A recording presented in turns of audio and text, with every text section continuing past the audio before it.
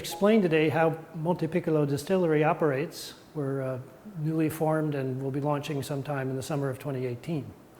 To my left here we have our 250-gallon Vendôme still, and this is solid copper, and it reaches 14 feet up into the ceiling, and it has various components that allow me to take whatever my starting material is, may it be fruit juice, which I get from my orchards, and process the fruit into purees.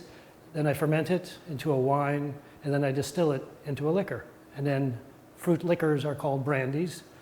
In France, they're called cognacs, but in the United States, we call them brandies.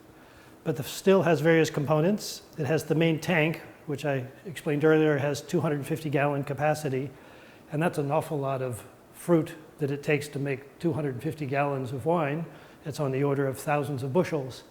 And so you fill this thing up with that, and then you have a steam, there's a boiler room that's making steam, and that's outside, because I prefer not to share the same space with a boiler that puts out 750,000 BTUs per hour of pure heat. So you put that outside and you pipe the steam in, and it can boil 250 gallons of any liquid from room temperature to boiling 212 degrees Fahrenheit in 20 minutes. Now, why do you want to boil your mash so quickly? Simply because if it takes 8 hours to get your mash boiling, then it can take up to another 7 hours to do your distillation, and it's essentially a 24-hour job. So you want to get it boiling quickly so you can get on with the show in terms of getting the alcohol away from the wine. So now you have it boiling, and the first vapors that come out of a fruit wine, or any wine for that matter, has volatiles in it. And some of the early volatiles, the things are really light, think nail polish remover, that sort of smell will come out first, and you want to get rid of that. So you slowly advance the temperature and you bring out those very light, nasty things first, and you discard those.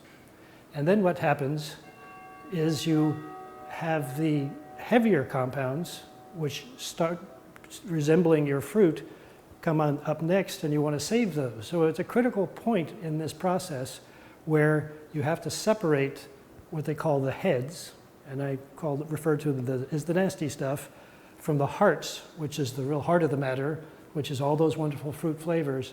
And then at the end, you get some really heavy compounds, and those are called the tails, and we also don't like to have those around because they're kind of like tar-like compounds. So it's that middle part is the sweet part of a distillation process. So it takes about 6 to 7 hours to distill slowly enough to get those 3 fractions. Those vapors rise in the column, and as you can see, there's sort of portholes up there, and those are essentially all kinds of, there are plates in there. It's a disc that helps separate those compounds out. And so we want the temperature to go very slowly by porthole to porthole till it gets to the very top of the still, where I've got some cooling apparatus up there, and I'm keeping the top of the still really cold, so all that stuff condenses and goes back down again. So it's going up and down and up and down. It's exactly the same way they make, from crude oil, make kerosene and jet fuel and gasoline. Only this we're intending to drink at the end of the day, so you start with something like fruit wine. So once that distillation process is set up, then I slowly warm that ice-cold cap to a point where it starts letting those vapors out, and they go through a stainless steel pipe into this cylindrical thing over here on the left, and that's a condenser, and what it does is surrounds that hot vapor with really ice-cold water.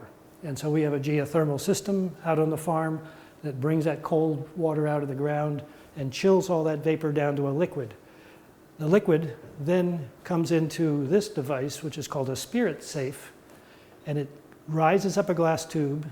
I have a thing called a hydrometer, and that measures the percentage alcohol that I'm creating every minute as the process is going. And that tells me as a distiller an enormous amount of information about where we are in the distillation process. So I'm watching that, and I've got some gauges back here you probably can't see, but these are temperature gauges for the pot of the still, the top of the still, the top of the condenser, so I can judge where, again, we are in the process. And so I'm actually lifting this lid and sticking my fingers in this liquid as it pours out of the condenser and waving it under my nose, and that's how a distiller can separate the heads, the hearts, and the tails. And so the heads, back over here, I have a series of valves. And so this tank internally has 3 compartments: heads, hearts, and tails, a place for everything. And so I can twist these dials as the smells are coming out. And when it starts going from nasty to wonderful, then I twist the valves and start collecting the hearts into the middle of the tank. And when it starts getting a little, little tarry at the end, then I twist it again and collect the tails in the 3rd compartment. And this is just a temporary storage area, because then I'll take the good part and either put it in barrels like you see here, or I'll put them in these large storage tanks depending on exactly what I'm making. So that's the basic distillation process. For those who have a little more deep interest, you can come visit us here in Virginia, and we can talk about exactly why a still has a big bulge there in the middle, and there's a big motor back here. What does that do? And there are 14 valves on this still, and what do you do with 14 valves? That's all part of the science of doing distillation. This silver basket right here is called a gin basket, and when you're not making brandy from fruit wine, but you're taking herbs and adding herbs to alcohol, you come up with a gin.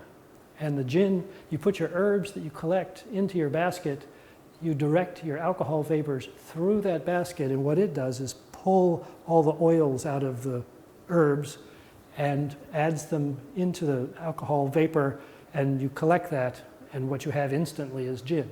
Your principal component of juniper in there, then it's up to the distiller. He has essentially an open canvas to put any other herb, as long as it's not toxic, into your gin to impart special characteristics that would be of interest to gin drinkers. And we have to worry about the fact that our gins could end up in a cocktail, so they have to compete with whatever the bartender puts in there. Or, like myself, I like to drink my gins neat, which is straight up, maybe with a little ice cube, and because I really want to catch all those notes and see what's going on. What did the distiller do in that glass? So I've decided to do something a little bit different here at Monte Piccolo, and that's to essentially have varietal gins. If you've heard of varietal grapes, Cabernet, Chardonnay, well, nobody's made a varietal gin. In fact, if you go into Google and you put varietal and gin in there and do a search, they don't show up. Well, now they do, because I've put varietal gins on the market. And so what we have here, as an example, are 2 of my startup juniper collections. This one is Juniperus communis, these were collected in Santa Fe in the desert, where the juniper bushes and trees have to put deep roots to try to get any water that they can find. And they concentrate all those flavors in their berries. And so these have a distinct aroma that has floral notes. It's just an amazing smell. And so these are a little bit larger than another berry I'll show you. But actually a juniper berry is a pine cone, but it never opens up to be a pine cone like you think of a pine tree. And so it stays in berry format. And most juniper berries are edible. There's only one that I know of that's considered a little toxic, so we won't use that here at Monte Piccolo, of course. So that's the Juniperus communis. And then here we have Juniperus virginiani, which is Virginia juniper. And these are very small berries. And here we are. They've got a nice blue tint to them. And this is essentially the Virginia red cedar tree. So we're going to be launching this as the first one, because we're going to be putting the gin back in Virginia as a little trade name there. So these have a little bit more piney smell, but very subtle. So I'll use a bit more of these berries in my Juniperus virginiani. I've collected about 10 different varieties to launch this new gin world. And here is what I'm calling big berry juniper, because it's got a really big berry and I still have to figure out what it is.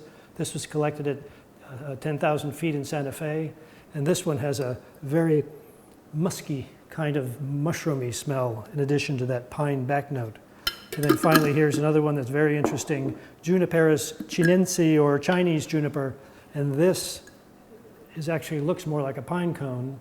I grow these here on the farm, and that has a nice, like walking through a pine forest just after a rain. Lemon balm is a citrus herb, but it doesn't use orange, grapefruit, or tangerine or any citrus you're aware of. This is just an herb that has a very, you've heard of lemon basil, it's that kind of thing, but this is almost a pure sweet lemony smell.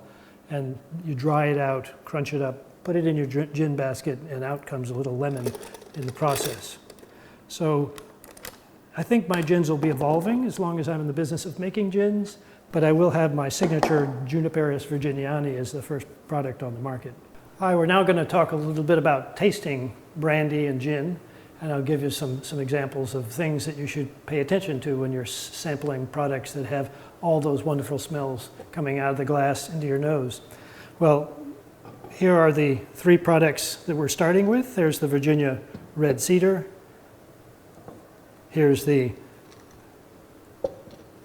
other juniper, common juniper from Santa Fe, and here's the red peach, the blood peach, which is the fruit brandy I'll be starting with.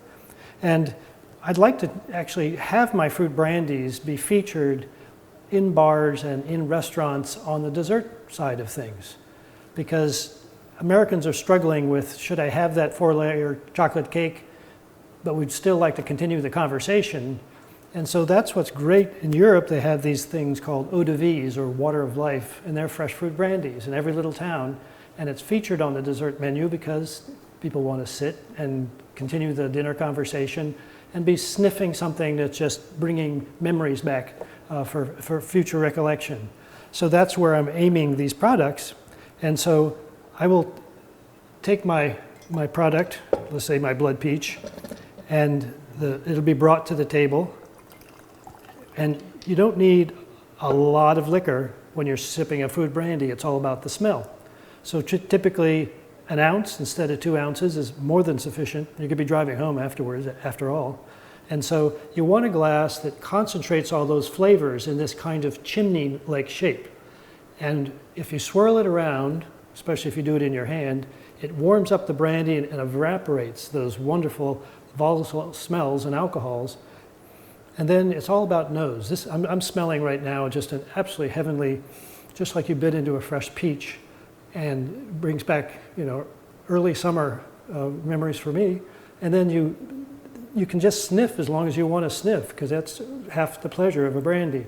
Then you put it on your tongue, just swirl it around in your mouth, and then blow out through your nose, essentially breathe out through your nose. And what'll happen is all those volatiles will go across where all your smells are concentrated in your nose, and you get this explosion of fruit. It's like an orchard in a glass.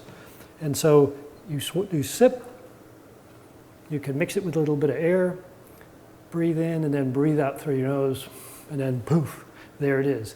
That's the essence of brandy drinking.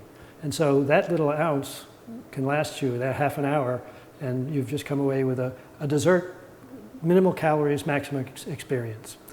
Now with gins are much the same way, at least the way I drink gins, and that's to get that essences volatilized and in your nose, because there are 3 parts to a gin drink. It's the first touch in your mouth where you get the intense juniper. That's why the juniper's there to give you a hello there in the beginning. And then the second thing that happens is it starts volatilizing, and then those other things take over, the lemon balm and whatever else I put in there. And then you have this last swallow, and you want that drink to linger and linger and linger. And I'll put things like cardamom and actually peppercorns. You don't get any heat, it's not a spicy drink. All that stays in the still, but you get something that lingers after you swallow.